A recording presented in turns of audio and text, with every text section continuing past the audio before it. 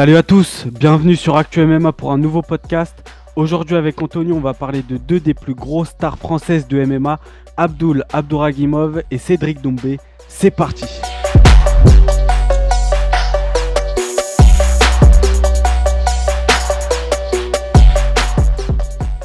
Bon les gars, comme d'habitude, n'hésitez pas à liker, commenter, partager et activer la cloche. Ça nous donne de la force pour les prochaines vidéos. Donc, ce week-end, juste après la RS 14, il y a une nouvelle qui est tombée. Fernand Lopez a annoncé que Abdul Abdouragimov avait reçu une promesse pour combattre à l'UFC, notamment à l'UFC Paris qui aura lieu en septembre. Toi, Anthony, qu'est-ce que tu en penses de tout ça?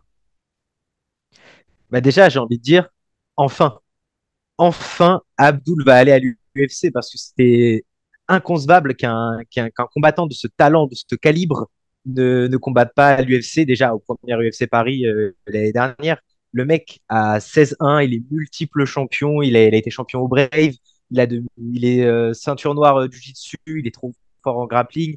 Enfin, il avait un palmarès tellement grand que c'était inconcevable que ce combattant ne puisse pas combattre un jour à l'UFC. Et là, le fait que on a eu cette promesse de Fernand Lopez comme quoi il va combattre à Paris, puis Abdul qui met un petit tweet avec l'UFC Paris, c'était juste la meilleure annonce possible pour un combat d'Abdul à l'UFC. En tout cas, c'est ce que je pense.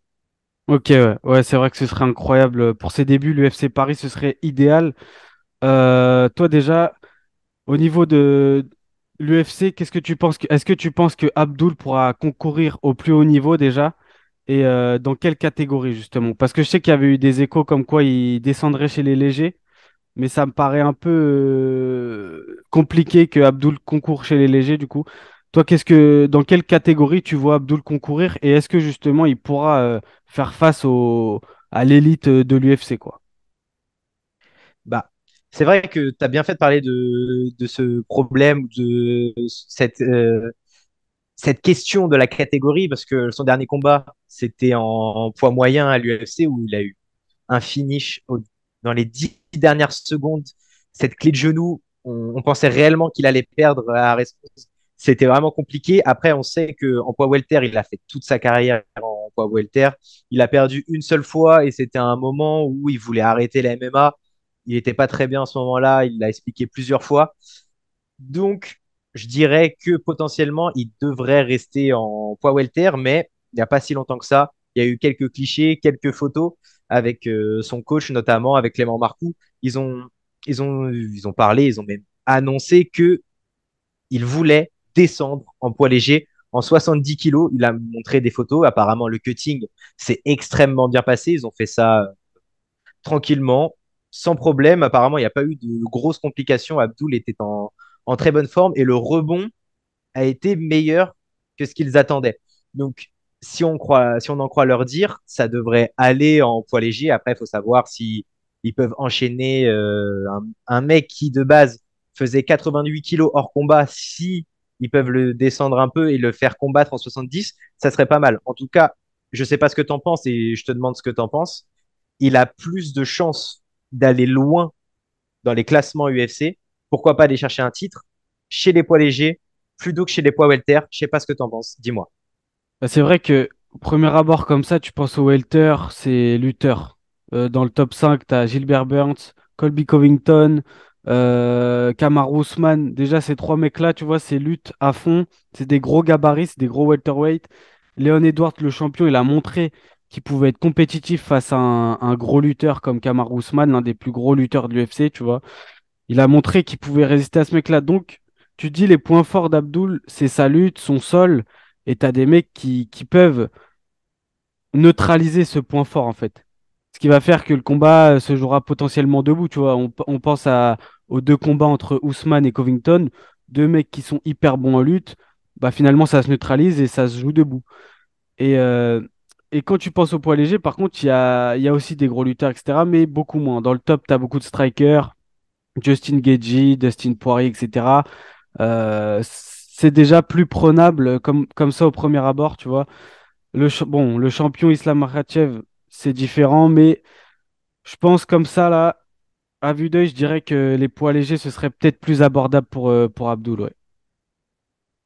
Bah, tu as bien raison de parler des poids légers parce que, comme on peut le dire, il y a, dans les grosses catégories la puissance du chaos qui peut te permettre de te dire le mec, je le descends à n'importe quel moment, si je suis que ce soit en difficulté ou pas. Abdul, il est tellement fort en jiu-jitsu, il est tellement fort au sol que, bah, comme on l'a vu dans son dernier combat, il peut te soumettre à n'importe quel moment quand il veut, que ce soit à la dernière seconde, à la première seconde, que ce soit deuxième, troisième, quatrième, il sait faire les 5 rounds. Il n'y a vraiment aucun souci. C'est vraiment l'un des seuls combattants où on se dit, OK, il peut le faire parce qu'on l'a vu dans des guerres, on l'a vu dans des gros combats, on l'a vu terminer alors qu'il a été en difficulté tout le combat, on l'a vu dans tout type de situation et il en est sorti vainqueur la plupart du temps, voire tout le temps. Et donc, c'est là où je me dis que tu as raison sur les poids welter où c'est plus gros, c'est plus massif, plus d'expérience, c'est des combattants qui peuvent plus facilement, comme a fait Harakik dans le dernier combat, il l'a maintenu au sol et il pouvait engranger les points facilement. En poids léger, c'est plus compliqué où ce sont des combattants où ils vont aller sur toi et Abdul sait gérer ce genre de striker, même s'il sait gérer tout type de combattant, c'est plus facile pour lui de gérer ces strikers-là et ce sera plus facile pour lui de monter petit à petit. Je pense que tu seras d'accord avec moi pour dire que dans les classements des poids légers, il y a peut-être deux combattants qui peuvent lui poser problème. Le champion, Islam Makhachev, qui a exactement presque le même physique que lui. Ils font tous les deux 1m77 à 78. Ils vont être tous les deux plus ou moins allez, à presque 80 kilos pendant le combat. Et Benil Dariush. Je Hmm. pense que c'est vraiment les deux combattants qui peuvent le mettre en difficulté. Sinon, comme ça, dans le top 10 UFC, il prend tout le monde. C'est ça. Et puis il y a aussi Arman Tsariukan aussi qu'il faut pas oublier. Je sais plus exactement il est combien. Dis-moi si je me trompe, peut-être septième, je crois. Je sais plus exactement. Mais en tout cas, ce gars-là aussi très compliqué à prendre. Grosse lutte. Bah même on l'a vu dans son combat avec Makhachev au début de leur carrière, tous les deux. C'est un putain de monstre. Donc ouais, il y a ces trois gars-là, ça peut être très compliqué, mais au niveau juste du gabarit, en fait, au niveau du physique, c'est déjà plus abordable, je pense, parce que les welters, on l'a vu, ils sont tous énormes, ils pourraient tous être chez les poids moyens. Donc voilà, et c'est vrai, comme tu l'as dit, que Abdul, l'un de ses gros points forts, c'est son mental quand même. On l'a vu dans son dernier combat, c'est terrible. Ce qu'il a réussi à faire. C'est son coach qui expliquait justement qu'il est tombé malade, il me semble, à peu près 2 semaines avant le combat. Il monte chez les poids moyens pour faire champ-champ. Donc, il essaye de prendre du poids, etc., pour être plus volumineux dans la cage. Il tombe malade et donc le jour du combat, il est à peu près à 83 kilos, 84 kilos. Son adversaire, lui, à 94. Donc, il fait un weight cutting assez normal, on va dire. Tu vois, genre, c'est un vrai poids moyen. Il se fait rouler dessus quand même pendant la grande majorité du combat et à la fin, il te sort un éclair de génie, tu vois, genre il a plus de cardio, il a plus rien à ce moment-là, c'est juste le mental, il arrive à faire ça. Donc tu vois déjà que le mec, il a une mentalité quand même différente. Je pense que c'est vraiment très peu de combattants, de personnes tout court, mais de combattants même qui ont ce truc de pouvoir faire de tels gestes, des éclairs de génie, quoi, au dernier moment du combat, c'est incroyable. C'était juste le mental, quoi. Parce que je pense que à la fin du premier round, déjà, je pense qu'Abdul, il était déjà bien entamé, avec la différence de gap, de puissance, etc. Donc, juste pour ça, il a totalement les capacités d'aller à l'UFC et de concourir avec des monstres, tu vois, c'est les plus gros combattants de la planète actuellement. Moi, je doute pas du tout que Abdul sera capable de concourir contre eux, quoi.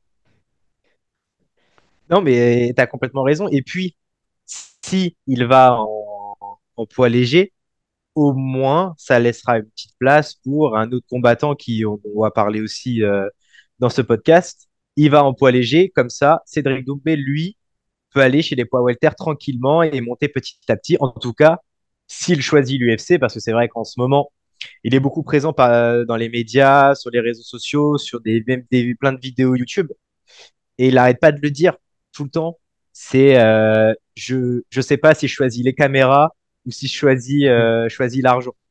C'est vrai que c'est un choix qui se pose, hein. Il a plus de 30 ans, il l'a bien expliqué, alors qu'Abdul a à peine 27 ans. Mais ça serait pas mal d'avoir d'un côté en lightweight, avoir Abdul, et d'un côté en welterweight, d'avoir un Cédric Doumbé, et de comparer. Bon, ouais, ils ont pas, en plus, ils n'ont pas le même style de combat. Il y a un très, très, très gros striker et un très, très gros combattant au sol.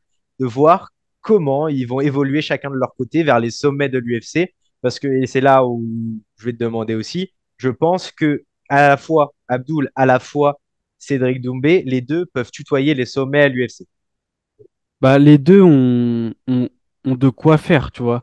Après, c'est plus compliqué que ça, on le sait très bien.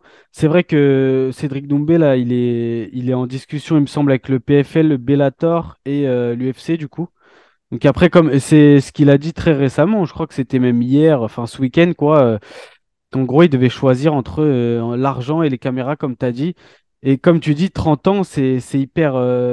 C'est un choix décisif pour sa carrière. Donc là, il a plus le temps de se retourner, etc. Et donc, pour répondre à ta question au niveau de ses capacités, à l'UFC, Cédric Doumbé, il a de quoi faire. C'est quand même, il a été 8 fois champion au Glory. C'est ce qui se fait de mieux en striking au monde. Donc, bien sûr que si on prend pur striking, il a le potentiel de devenir champion, tu vois. Et limite facilement, mais là, on est en MMA.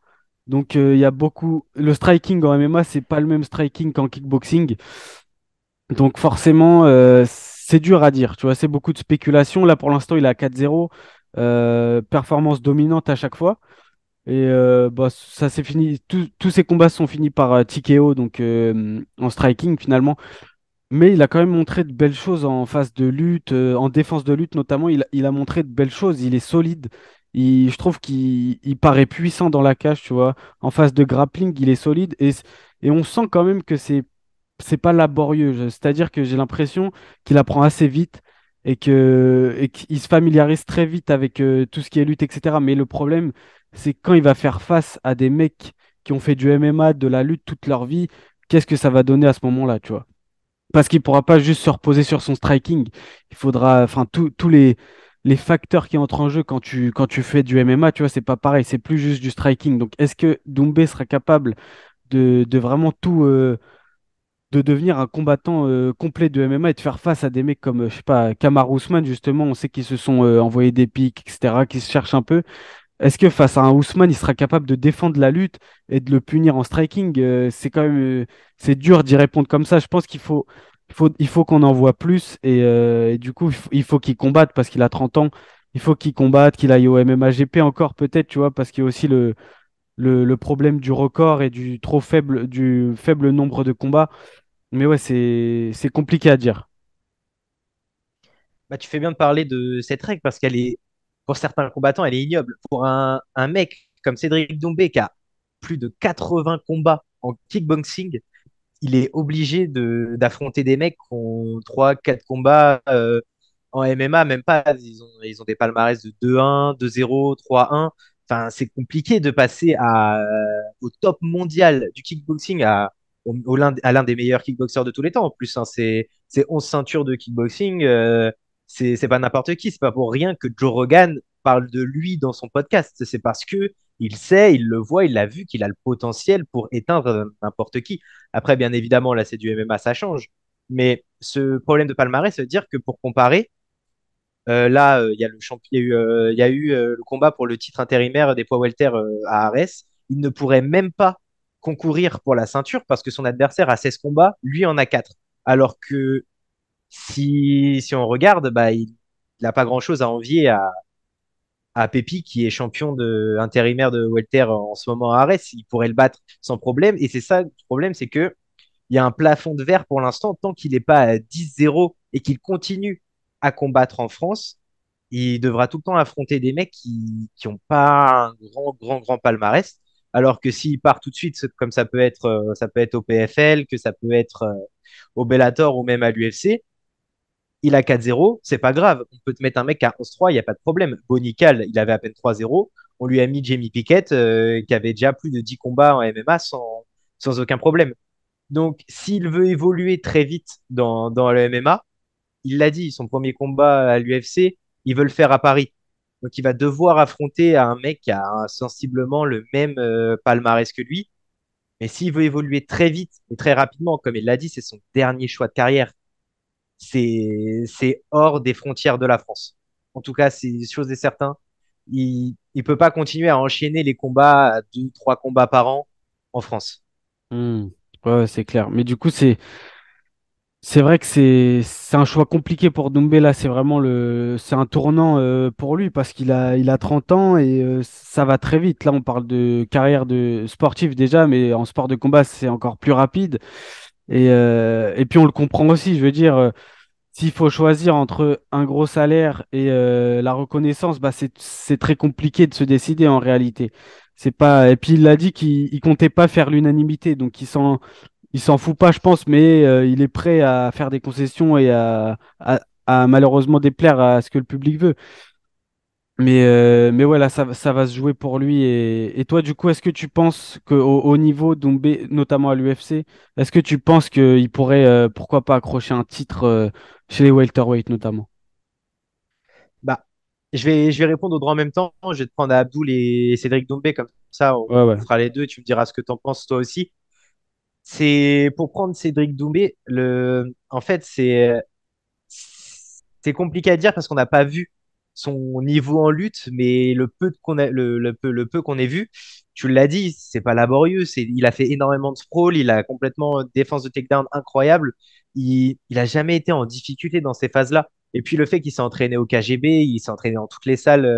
Il a même pas de salle, il a été un peu partout. Il s'est même entraîné avec Saladin Parnasse il y a pas si longtemps que ça. Donc il peut engranger pas mal d'expérience. Il a engrangé pas mal d'expérience. Et je dirais, de ce qu'on a vu de lui pour l'instant et de ce qu'on a vu en kickboxing, il n'y a aucun mal à ce qu'il rentre dans le top 15 sans grande difficulté. En plus, il a une grande gueule, Mm. il fonctionne bien sur les réseaux, ça trash talk que dans les conférences de presse. L'UFC n'auront aucun mal à lui donner un mec, il se fait voir 2, 3 fois, il met des KO, il est un des mecs, il peut aller très très rapidement dans ce top 15. Il a une puissance médiatique énorme. Cédric Doumbé, il le sait très bien, il en joue et ça fonctionne. Donc, en tout cas, le top 15, oui. Je pense qu'on a vu assez pour dire qu'il peut rentrer dans le top 10. Après, là, tout reste la question de la lutte. Parce que, bien sûr, quand il va combattre des mecs qui savent que c'est l'un des meilleurs strikers au monde, ils vont pas chercher Mm. à le prendre debout et on va le faire tomber et on va y aller. Donc, je dirais que pour l'instant, de ce qu'on a vu, top 10, mais personnellement, pour ma part, ça m'étonnerait pas qu'il aille chercher un potentiel titre, que ce soit à l'UFC, au Bellator ou qu'il gagne la saison régulière au PFL si jamais il a envie d'y aller.